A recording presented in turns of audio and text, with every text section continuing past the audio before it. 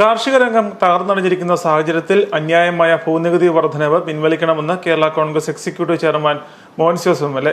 ഭൂനികുതി വർധനവിനെതിരെയും പാലായിലുള്ള അവഗണനയിൽ പ്രതിഷേധിച്ചും നിയോജകമണ്ഡലം കമ്മിറ്റിയുടെ ആഭിമുഖ്യത്തിൽ നടന്ന സായാഹ്ന ധർണ്ണ ഉദ്ഘാടനം ചെയ്യുകയായിരുന്നു അദ്ദേഹം. ബജറ്റിലെ പ്രഖ്യാപനങ്ങൾ ജലരേഖയാണെന്നും ഒന്നും നടപ്പാക്കാൻ സർക്കാരിന് കഴിയില്ലെന്നും മോൻസ് പറഞ്ഞു. ദൂർത്തടിക്കാൻ പണം സമ്പാദിക്കാനുള്ള മാർഗമായി ബജറ്റിനെ മാറ്റിയെന്ന് എം.എൽ.എ. കുറ്റപ്പെടുത്തി. കേരള കോൺഗ്രസ് പാർട്ടിയുടേതായി കേരളത്തിൽ ആദ്യം നടക്കുന്ന സമരം പാലാ കുരിശുപള്ളിക്കവലയിലാണ് എന്നുള്ളത്. ജനകീയ പ്രശ്നങ്ങളിൽ നിങ്ങൾ എത്ര സജീവീകരിക്കുന്നു എന്നതിൻ്റെ തെളിവായി അറിയാം.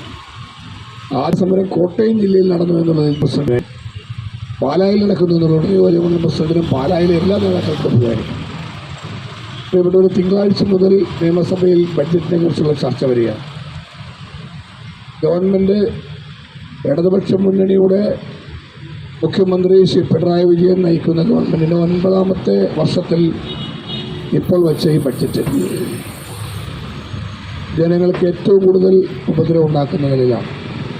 പ്രസിഡന്റ് ജോർജ് പുളിങ്കാട് അധ്യക്ഷത വഹിച്ചു. ജില്ലാ പ്രസിഡന്റ് അഡ്വക്കേറ്റ് ജെയ്സൺ ജോസഫ്, ജില്ലാ panchayat member Josman Mundakkal, Kuriakose Padavan, Santhosh Kavukattu, advocate Joseph Kandathil, Michael Pullumakkal, Thankachan Mannusseri, doctor C.K. James, Mathachan Puthiyadath Chalil, Jimmy Vazhamplakkal, Michael Kavukattu, Kuriachan Vazhiyil, Diju Sebastian, Lisam Mathachan, Shailaja Raveendran, Manuel Nedumpuram, Joy Kunnappally, Reji Mittathani, Salilal Thomas തുടങ്ങിയവർ പ്രസംഗിച്ചു.